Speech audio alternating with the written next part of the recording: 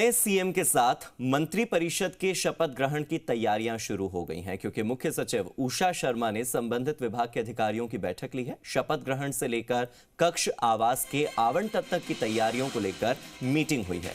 गृह विभाग, पुलिस विभाग, जिला प्रशासन, सामान्य प्रशासन, पीडब्ल्यूडी विभाग, तमाम अलग अलग डिपार्टमेंट के अधिकारियों की एक साथ बैठक हुई। सभी संबंधित अधिकारियों को तैयारियों के दिशा निर्देश दिए गए।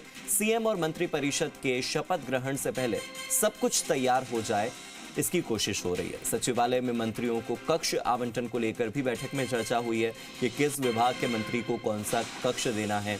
प्रमुख सचिव Anand Kumar, police commissioner Biju George Joseph, Jaipur collector Prakash Raj Purohit, GAD के अधिकारी तमाम इस बैठक का हिस्सा रहे हैं।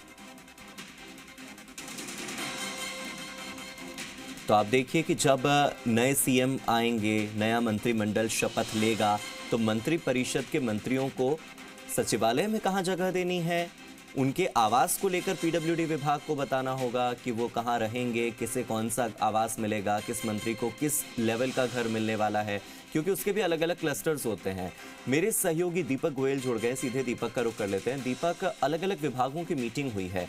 एक तरफ प्रशासन के लिए चुनौती थी शांतिपूर्ण मतदान करवाना, फिर चुनौती थी शांतिपूर्ण मतगणना करवाना, और उनकी चुनौतियां अब और ज्यादा बढ़ गई हैं क्योंकि अब उनको मंत्री परिषद के लिए तमाम चीजों को तैयार करके देना होगा। नई सरकार के लिए सारी जो फ्रेमवर्क होता है वो करके देना होगा।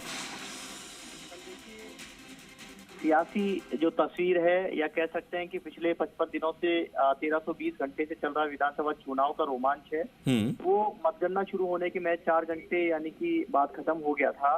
भाजपा के पक्ष में ईवीएम के पिटारे से झोली भर के कह सकते हैं कि मतपत्रों ने कांग्रेस के जो उत्साह को ठंडा कर दिया था, और अब इंतजार है मंत्री शपथ ग्रहण का सीएम के, और साथ में मंत्री परिषद के शपथ ग्रहण का।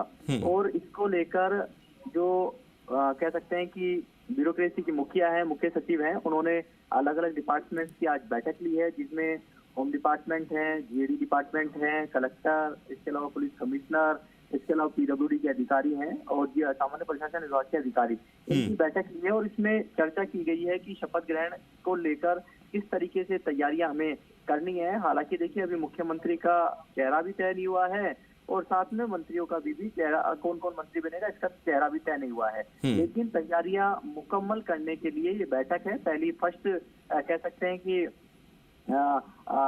सेरेमनी के लिए ये बैठक हुआ है कि आज शपथ ग्रहण के लिए, और उसके लिए बैठक बुलाई गई थी कि किस तरीके से हमें तैयारी करनी है, क्योंकि मंत्री परिषद का जब गठन होगा तो मंत्री हैं सचिवालय के अंदर बैठेंगे, उनको कक्षों को लेकर तैयारियां करनी है कि किस तरीके से कक्षों को जो जहाँ पर टूट फूट है या सुधार करना है उनको करना है। साथ में जो सीएमओ है, जहाँ पर मुख्यमंत्री नया चेहरा होगा, वो बैठेंगे, वहाँ पर तैयारियां करनी है। और जहाँ शपथ ग्रहण होगा, हालांकि सभी चीजें अभी तय नहीं है, लेकिन तैयारियां मुकम्मल करने के लिए पहली बैठक थी, और फर्स्ट स्टेज पर ये बैठक थी, जिसमें क्योंकि हर 5 साल में जिस तरीके से यहाँ पर कह सकते हैं कि पूरा सिस्टम के जरिए जो ब्यूरोक्रेसी काम करती है 5 साल में, तो वही अब 5 साल के अंदर जैसे सरकार बदलेगी तो क्या क्या आपको तैयारी करनी है। क्योंकि देखिए, अल्बर्ट हॉल पर भी शपथ ग्रहण हुआ था जब 2018 का, जब गहलोत जब मुख्यमंत्री की शपथ ली थी, उससे पहले विधानसभा के यहाँ भी जब वसुंधरा राजे ने जब शपथ ली थी, तो वसुंधरा विधानसभा की यहाँ पर शपथ ली गई थी। तो ऐसे में अभी जगह नहीं की गई है, लेकिन तैयारियां रखने के लिए कलेक्टर